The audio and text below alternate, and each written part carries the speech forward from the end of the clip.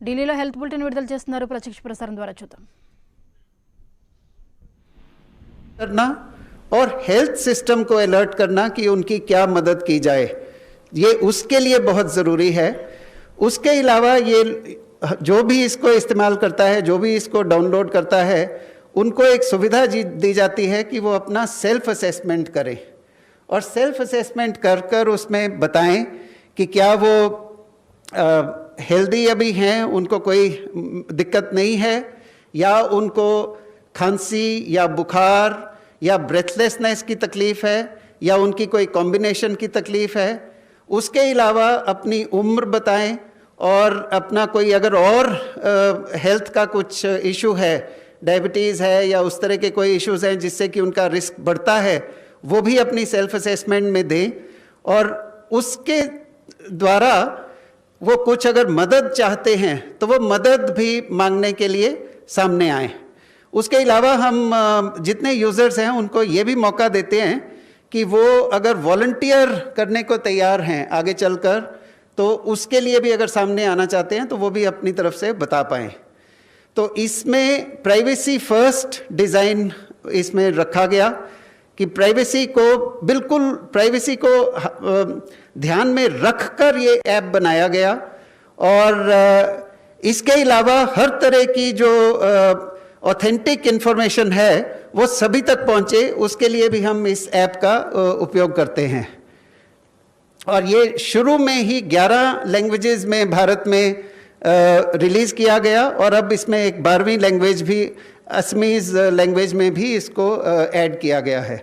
और इसमें एक बात अभी तक जो ऑलमोस्ट जो दुनिया में रिकॉर्ड बना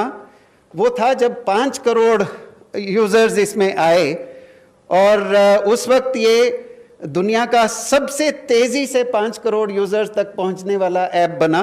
अब इसमें 9.8 करोड़ लोग इसमें ऑलरेडी आ चुके हैं और कुछ ही देर में ये शायद 10 करोड़ का भी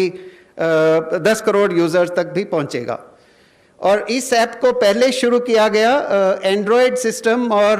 एप्पल में iOS सिस्टम के ऊपर, और अब इसको जो जियो के जो फ़ोन हैं जो कि फीचर फ़ोन जाने जाते हैं, स्मार्ट फीचर फ़ोन्स, उस पर एक अलग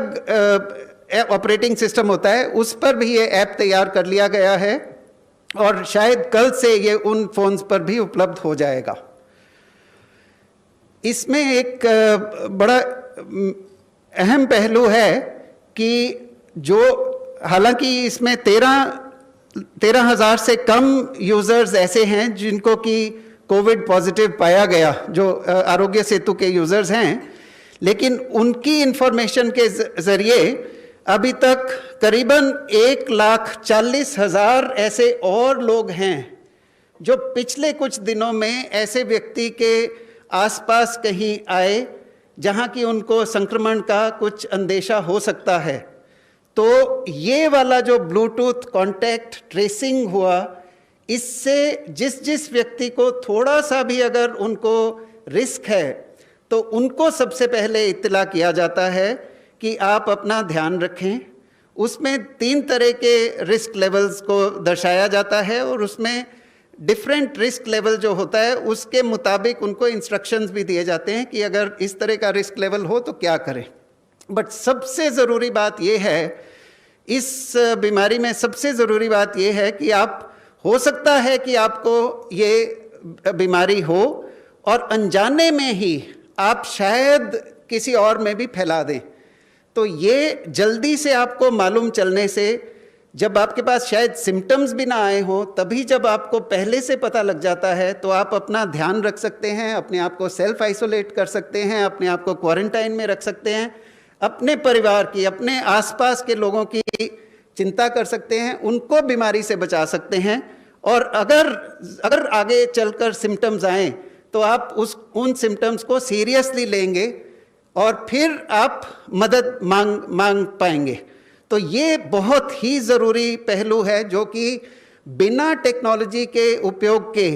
इसको बिल्कुल हासिल नहीं किया जा सकता. ये सिर्फ टेक्नोलॉजी उपयोग करने से इस तरह का जल्दी अलर्ट का सिस्टम हम कर पाए हैं. जब हमारे पास में जो ब्लूटूथ कॉन्टैक्ट्स का डेटा आता है, उसके बाद हमारे पास जो सेल्फ असेसमेंट का डेटा आता है, उन लोगों को फ़ोन करके उनसे फिर से रिकन्फर्म करते हैं कि आपको कुछ अभी सिम्टम्स हैं, आपको किस तरह की सर्विसेज की ज़रूरत है, और उसमें कुछ जो ज़रूरी नहीं होता आगे फॉलोअप, उसको हम फ़िल्टर आउट करते हैं, और जो बहुत ज़रूरी केसेस होते हैं जिसमें कि आगे सरकार की तरफ से कुछ मदद मिलनी चाहिए, वो केसेस फिर हेल्थ सिस्टम को और डिस्ट्रिक्ट्स को भेजे जाते हैं।